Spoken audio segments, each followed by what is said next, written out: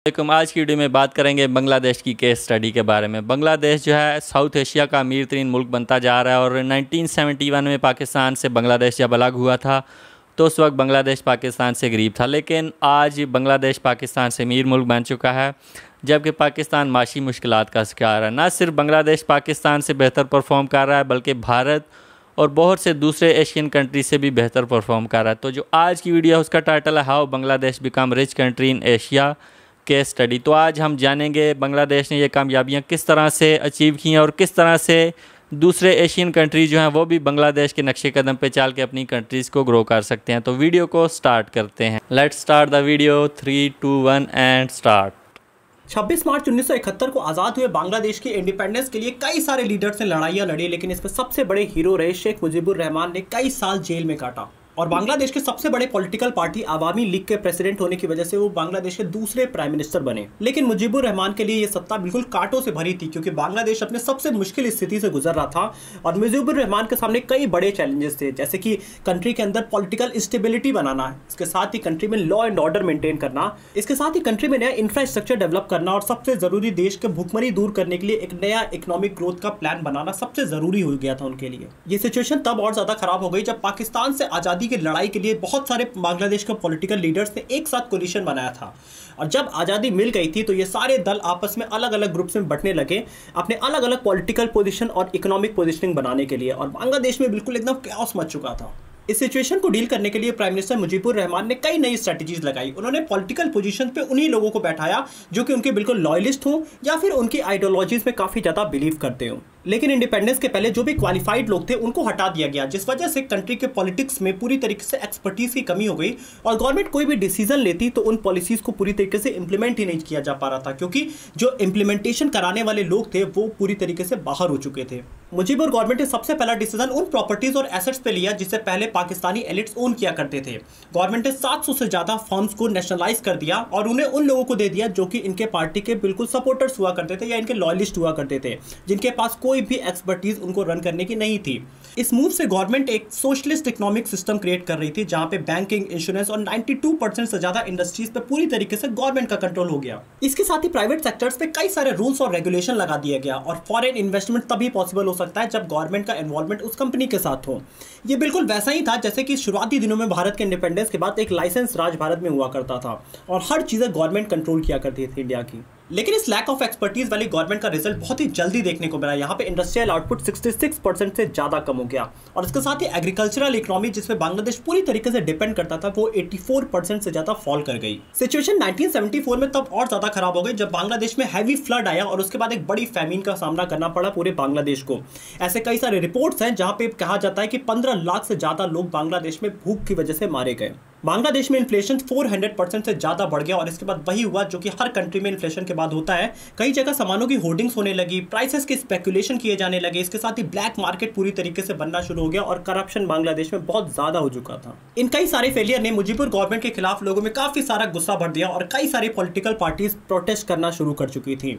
और यहाँ पे मुजीबुर गवर्नमेंट को दिखाई दे रहा था कि अब उनकी पॉलिटिकल पोजिशनिंग मार्केट में बिल्कुल खराब हो रही है, जिस वजह से उन्होंने पूरी तरीके से डिक्टेटर की तरह काम करना शुरू कर दिया और कंट्री में इमरजेंसी लगा दी गई और मुजीबुर रहमान ने प्राइम मिनिस्टर और प्रेसिडेंट दोनों की पोस्ट खुद ही होल्ड कर लिया। इसके साथ ही एक पैरामिलिट्री फोर्स बना के पॉलिटिकल पार्टीज को पूरी तरीके से क्रश किया जाना शुरू कर दिया गया। पॉलिटिकल पार्टीज को मार्केट में बैन कर दिया गया। इसके साथ ही इंडिपेंडेंट प्रेस के ऊपर भी बैन लगा दिया गया और पूरे कंट्री में मार्शल लॉ इंप्लीमेंट कर दिया गया। 1975 तक बांग्लादेश एक सिंगल पार्टी कंट्री बन चुकी थी। इसके साथ ही गवर्नमेंट का पूरी तरीके से अपने लोगों के ऊपर कंट्रोल हो चुका था। लेकिन ये सिचुएशन ज्यादा दिनों तक नहीं चला। शेख मुजीबुर और उनकी फैमिली की पूरी तरीके से हत्या कर दी गई 1975 के अगस्त में। इसके अगले 2 सालों तक बांग्लादेश में कई सारे पॉलिटिकल और मिलिट्री रायट्स होते रहे और 1977 में जनरल जियोर रहमान अगले मार्शल लॉ एडमिनिस्ट्रेटर बनते हैं बांग्लादेश के। इसके साथ ही उन्होंने बांग्लादेश नेशनलिस्ट पार्टी की भी स्थापना किया और कंट्री में कई सारे पॉलिटिकल चेंजेस किए, जिसमें सबसे बड़ा जो चेंज था वो था फॉरेन मनी कंट्री में लाना, क्योंकि कई सारी कंट्रीज और इंटरनेशनल इंस्टीट्यूशंस थे जो कि बांग्लादेश को सपोर्ट करना चाहते थे, जिस वजह से यहाँ पे फॉरेन इन्वेस्टमेंट में कई चेंजेस किए गए कंट्री के। और यहाँ कई कंट्रीज ये भी चाहती थी कि बांग्लादेश एक सोशलिस्ट नेशन से आगे निकल के ओपन इकोनॉमिक सिचुएशन की तरफ आगे बढ़े। मुजीबुर रहमान के समय 1972 में गवर्नमेंट ने सेल्फ डिसीजन लेके एक क्लोज इकोनॉमी बनाया था बांग्लादेश को, लेकिन अब 5 सालों के अंदर कंट्री को एक जरूरत बन गई थी कि वो इकोनॉमी को पूरी तरीके से ओपन करे, क्योंकि बांग्लादेश की सिचुएशन काफी ज्यादा खराब हो चुकी थी और उनको बाहर से इन्वेस्टमेंट की काफी ज्यादा जरूरत पड़ रही थी अब। और इसलिए गवर्नमेंट ने फॉरेन इन्वेस्टमेंट को अट्रैक्ट करने के लिए कंट्री में कई सारे चेंजेस किए, जैसे कि इन्वेस्टमेंट पर से रेस्ट्रिक्शंस हटा दिए गए, स्टॉक मार्केट को रीएक्टिवेट किया गया। इसके साथ ही गवर्नमेंट ने प्राइवेट कंपनीज से पूरी तरीके से अपना कंट्रोल खत्म कर दिया ताकि जो बाहर के इन्वेस्टर्स हैं वो पूरी तरीके से कंट्री में अट्रैक्ट हो सके। और इन पॉलिसी चेंजेस का बहुत ही जल्द रिजल्ट बांग्लादेश को देखने को भी मिला, क्योंकि उसी साल बांग्लादेश को $1 बिलियन की फंडिंग बाहर से मिली, जो कि उनकी पूरी इकोनॉमी के जीडीपी का करीब 8% था। तो अब धीरे धीरे इकोनॉमी पटरी पे आने लगी थी और इसके बाद सबसे ज़्यादा ध्यान दिया गया बांग्लादेश के एग्रीकल्चर के ऊपर, क्योंकि पूरी इकोनॉमी उसी पे डिपेंडेंट थी। और यहाँ पे कई सारे प्राइस रेस्ट्रिक्शन एग्रीकल्चर पे हटा दिए गए, जैसे कि फर्टिलाइजर्स अगर इंपोर्ट करना है या फिर इंडस्ट्रीज सेट करनी है तो वो पूरी तरीके से फ्री कर दिया गया लोगों को कि आप इजिली इंपोर्ट कर सकते हैं। 1983 में जनरल हुसैन मोहम्मद इरशाद पावर में आते हैं और कंट्री पे फिर से वो पकड़ बनाने की कोशिश करते हैं और वो भी एज ए डिक्टेटर काम करना शुरू करते हैं। यहाँ पे उन्होंने मुजीबुर रहमान की तरह सारे यूनियंस के ऊपर बैन लगा दिया, पॉलिटिकल पार्टीज के ऊपर बैन लगा दिया गया, कॉन्स्टिट्यूशन को डिसॉल्व कर दिया गया। इसके साथ ही मार्शल लॉ भी फिर से कंट्री में इंप्लीमेंट कर दिया गया। लेकिन इरशाद गवर्नमेंट ने एक सबसे अच्छा स्टेप लिया, उन्होंने इकोनॉमी पे ज़्यादा फोकस किया। कंट्री ने यहाँ पे कई सारी कंट्रीज से भी सीखा कि क्या अब दूसरी कंट्रीज में चल रहा है। उन्होंने हांगकांग, सिंगापुर और साउथ कोरिया जैसी कंट्रीज को देख के ये सीखा कि किस तरीके से एक्सपोर्ट को बढ़ाया जा सकता है। और बांग्लादेश ने अपने साउथ ईस्ट पार्ट में एक एक्सपोर्ट प्रोसेसिंग जोन सेटअप किया, जहाँ पे कंपनीज टैक्स फ्री प्रोडक्शन कर सकती हैं और उन्हें दूसरी कंट्रीज में एक्सपोर्ट कर सकती हैं। इसके साथ ही इरशाद गवर्नमेंट ने एनजीओज पे भी फोकस किया। उन्होंने उन एनजीओज को फिर से जीवित किया जो कि पहले बंद हो चुके थे। यहाँ पे एनजीओज को गवर्नमेंट का सपोर्ट मिला और उनको एजुकेशन, फाइनेंस, हेल्थ केयर और फैमिली प्लानिंग से पूरी तरीके से जोड़ा गया ग्राउंड लेवल पे। उस समय बांग्लादेश की गवर्नमेंट काफी ज्यादा वीक थी और वो लोगों को नेसेसरी सर्विसेज भी नहीं प्रोवाइड कर सकते थे, और अगर गवर्नमेंट लोगों से टैक्सेस चार्ज करती तो वो पॉलिटिकली एक रिस्की टास्क हो सकता था। इसीलिए एनजीओज को इन्वॉल्व किया गया गवर्नमेंट के साथ, ताकि वो लोगों को डे टू डे सर्विसेज में काफी सारी हेल्प कर सके और कंट्री को किसी तरीके से डेवलप किया जा सके। इन सभी एनजीओज के ऑपरेशन में 2 एनजीओज ने काफी बड़ा रोल प्ले किया, एक था ग्रामीण बैंक और एक था BRAC। ग्रामीण बैंक को मोहम्मद यूनुस ने फाउंड किया था और ये लोगों को माइक्रो क्रेडिट प्रोवाइड किया करती थी। मतलब वो सिटीजन जो कि काफी ज्यादा पुअर हैं और वो अपना बिजनेस शुरू करना चाहते हैं तो उनको वो माइक्रो क्रेडिट दिया करती थी। इसके साथ ही BRAC एनजीओ लोगों को पॉवर्टी दूर करने के रास्ते बता रही थी और लोगों को मेडिकल केयर प्रोवाइड कर रही थी, और इसके साथ ही वो फीमेल जो कि काफी ज्यादा इंप्रोवाइज सिचुएशन में है उनको एजुकेशन से जोड़ने का काम किया कर रही थी। इन एनजीओज के बड़े एफर्ट्स की वजह से समय के साथ कंट्री में पॉवर्टी घटी, प्रोडक्टिविटी बढ़ी और इसके साथ ही हेल्थ और एजुकेशन की फैसिलिटी कॉमन मैन तक लगातार पहुंचती गई। और 1990 तक अगर हम देखें तो टोटल बांग्लादेश में करीब 26,000 से ज्यादा एनजीओज काम कर रहे थे। इरशाद गवर्नमेंट लोगों पे ध्यान तो दे रही थी, लेकिन लोगों को चाहिए था कि एक डेमोक्रेटिक पार्टी कंट्री में रन करे, और इरशाद गवर्नमेंट पूरी तरीके से एक डिक्टेटर गवर्नमेंट थी, जिस वजह से प्रोटेस्ट लगातार बढ़ते जा रहे थे कंट्री में। और एक समय के बाद उनको पूरी तरीके से उनके पोजीशन से हटा दिया गया। इसके बाद एक डेमोक्रेटिक इलेक्शन होता है और बांग्लादेश नेशनलिस्ट पार्टी पावर में फिर से आती है, लेकिन उन्होंने भी इकोनॉमिक लिबरलाइजेशन को कहीं भी पीछे नहीं छोड़ा। बांग्लादेश को दिख रहा था कि फॉरेन करेंसी कंट्री में बहुत तेजी से आ सकती है, जिस वजह से उन्होंने कई और रूल्स में चेंजेस किए। उन्होंने करेंसी एक्सचेंज को काफी ज्यादा ईजी किया। इसके साथ ही उन्हें यह भी दिखाई दिया कि एमएनसीज भी कंट्री में आ रही हैं और वो लेबर्स को हायर करना चाहती हैं, जिस वजह से हायरिंग पॉलिसीज को भी कंट्री में काफी ज्यादा इजी किया ताकि वहां के लोकल लोग एमएनसीज में इजीली काम कर सकें। इसके साथ ही कंट्री में 7 नए एक्सपोर्ट जोन्स भी ओपन किए गए, लेकिन ये वो कंट्री थी जहां पे ना ही कोई नेचुरल रिसोर्सेज था, यहाँ के वर्कर्स अनस्किल्ड थे पूरी तरीके से, और कंपनी के पास एक लिमिटेड कैपिटल था इन्वेस्टमेंट के लिए, तो ये क्या ही एक्सपोर्ट कर पाते। लेकिन बांग्लादेश ने अपने आसपास की इकोनॉमी से सीखना शुरू किया और उन्होंने कोरिया, चाइना, वियतनाम जैसी कंट्रीज को देखा और वहां पे उन्हें रियलाइज हुआ कि एक बड़ा गारमेंट इंडस्ट्री में गैप है और ये उसे फिलफिल कर सकते हैं। वहीं दूसरी तरफ अब सिचुएशन भी बांग्लादेश के हक में आ रही थी, क्योंकि यहाँ पे कई सारी बड़ी कंट्रीज थी जो कि गारमेंट्स मैन्युफैक्चर किया करती थी और उनको एक स्टिफ कंपटीशन का सामना करना पड़ रहा था एशियन कंट्रीज की तरफ से, जो कि अपने चीप गारमेंट्स बना के कंट्रीज में बेचा करती थी। तो इस कंपटीशन को कम करने के लिए डेवलप कंट्रीज ने हाई इंपोर्ट टैक्स लगाना शुरू कर दिया गारमेंट प्रोड्यूसिंग कंट्रीज के ऊपर, ताकि जब एशियन कंट्रीज से गारमेंट्स आ रहा है तो उसके प्रोडक्शन कॉस्ट काफी ज्यादा बढ़ जाए, जिस वजह से कंपटीशन मार्केट में काफी ज्यादा कम हो जाए। और यहीं पे बांग्लादेश के सामने एक बड़ी अपॉर्चुनिटी थी। अब साउथ कोरिया से जो भी गारमेंट्स बन के डेवलप कंट्रीज में जाते थे उनके ऊपर इंपोर्ट टैक्स काफी ज्यादा हो गया था, जिस वजह से मार्केट काफी खराब होता जा रहा था। और वहां की बड़ी कंपनी दाइवू ने बांग्लादेश की देश एलईडी नाम की कंपनी के साथ गारमेंट प्रोडक्शन बेस बांग्लादेश में बनाना शुरू किया। और बांग्लादेश एक लीस्ट डेवलप कंट्री थी, जिस वजह से उन्हें ड्यूटी फ्री ट्रेड का लाइसेंस भी मिल चुका था डेवलप कंट्रीज की तरफ से। बांग्लादेश गारमेंट मैन्युफैक्चरिंग के लिए काफी ज्यादा सूटेड प्लेस था, क्योंकि वहां पे सबसे ज्यादा चीप वेयर हाउसेज बनाए जा सकते थे।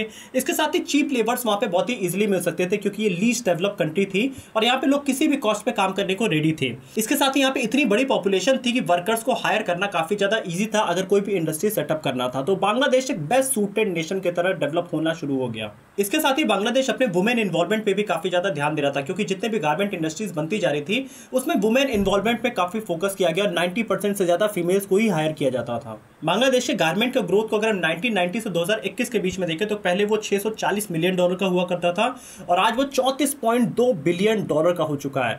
आज के डेट में बांग्लादेश चाइना के बाद दूसरा सबसे बड़ा गारमेंट मैन्युफैक्चरर बन चुका है पूरे दुनिया में। इसके साथ ही दूसरा पॉजिटिव चेंज बांग्लादेश के लिए यही हुआ कि 80s और 90s के टाइम में लेबर्स की काफ़ी ज़्यादा दुनिया में ज़रूरत पड़ी। बांग्लादेश में काफ़ी ज़्यादा चीप लेबर्स पाए जाते थे, जिस वजह से उन्हें गल्फ कंट्रीज़ में काफ़ी ज़्यादा बुलाया जाने लगा, जैसे कि सऊदी अरेबिया, यूएई। इसके साथ ही कई छोटे नेशंस में भी वो जाके पूरी दुनिया में काम करना शुरू कर दिए। इस वजह से अगर हम देखें कि जो रेवेन्यू जनरेट हो रहा था, बाहर से लोग पैसे कमा के अपने घरों पर भेज रहे थे, वो 1990s में करीब $778 मिलियन था और 2010 में वो $10.8 बिलियन पहुंच चुका था। और इस दो फ्रंट पे जब बांग्लादेश ग्रो करना शुरू किया तो बांग्लादेश की जीडीपी काफ़ी ज़्यादा तेजी से बढ़ती गई, क्योंकि वो गारमेंट सेक्शन में भी काफ़ी अच्छा कर रहे थे और माइग्रेंट लेबर जो कि बाहर जाके काम कर रहे थे वो भी काफ़ी ज़्यादा रेमिटेंस मनी भेज रहे थे। जी, तो ये था आज का वीडियो। आज हमने बांग्लादेश की केस स्टडी रीड की और यहाँ पे 1971 में पाकिस्तान से अलग होने के बाद बांग्लादेश में बहुत से प्रॉब्लम्स आए। बांग्लादेश में मार्शल लॉ लगे, बांग्लादेश में भूखमरी की वजह से बहुत से लोग हैं दुनिया से चले गए। बांग्लादेश में जो तूफ़ान आए और जो यहाँ पे साइक्लोन आए उन्होंने बहुत ज़्यादा तबाही मचाई। लेकिन आज अगर देखा जाए तो बांग्लादेश एक मकाम पे खड़ा है और बांग्लादेश ने चंद सालों के अंदर ही ये प्रूव कर दिया कि किस तरह से वो अपने लोगों को गुर्बत की लकीर से निकाल रहे हैं। और आज बांग्लादेश दुनिया में टेक्सटाइल का सबसे बड़ा एक्सपोर्टर बन चुका है। चाइना के बाद बांग्लादेश टेक्सटाइल मैन्युफैक्चरर और एक्सपोर्टर बन चुका है। इसके साथ साथ बांग्लादेश का एग्रीकल्चर सेक्टर, हेल्थ का सेक्टर, एजुकेशन का सेक्टर, हर सेक्टर में बांग्लादेश साउथ एशिया में एक अमीर कंट्री बनता जा रहा है। और कोविड-19 आने से पहले बांग्लादेश की जो इकॉनमी है दुनिया की फास्टेस्ट ग्रोइंग इकॉनमी थी और आज भी बांग्लादेश जो है पाकिस्तान, भारत और बहुत से मुल्कों से अच्छा परफॉर्म कर रहा है। तो इस केस स्टडी से बाकी एशियन कंट्रीज़ को भी सीखना चाहिए कि किस तरह से बांग्लादेश ने मुश्किलात को फेस किया और एक नया मुल्क बनाने के बाद गुर्बत से लोगों को किस तरह से निकाला और जो पॉलिसीज़ बनाई, फॉरेन इन्वेस्टमेंट जो है उसको अपने मुल्क में लेके आए, अपने वर्कर्स को बाहर भेजा, अपने मुल्क में टेक्सटाइल सेक्टर है उसको फ़रोग दिया और लोगों को यूज़ किया। मेल्स के साथ फीमेल्स ने भी मिलकर काम किया और बहुत सी जो हुकूमत की अच्छी पॉलिसियाँ थी उनकी वजह से यहाँ पे बांग्लादेश तरक्की कर गया। एक और इसमें फैक्टर है कि बांग्लादेश अपने डिफेंस बजट पे बहुत कम खर्च करता था और अपनी इकोनॉमी को डेवलप करने पे खर्च करता था, जबकि पाकिस्तान और भारत अपने बजट का बहुत ज़्यादा हिस्सा डिफेंस पे खर्च करते हैं। और इसी वजह से बांग्लादेश आज पाकिस्तान और भारत से कहीं ज़्यादा आगे खड़ा है और बांग्लादेश ने अपने लोगों पे इन्वेस्ट किया। तो आप क्या सोचते हैं, क्या रीज़न है बांग्लादेश इतना ज़्यादा अमीर होता जा रहा है और दूसरी तरफ पाकिस्तान जो है, जो बांग्लादेश से अमीर था, वो दिन ब दिन नीचे जाता जा रहा है और किस तरह से दूसरे मुल्क भी बांग्लादेश को फॉलो कर सकते हैं और अपनी इकोनॉमी को बेहतर कर सकते हैं? अपनी राय से मुझे कमेंट्स में कहा करें। वीडियो अच्छी लगी तो लाइक करें। मिलते हैं नेक्स्ट वीडियो में। अल्लाह हाफ़िज़।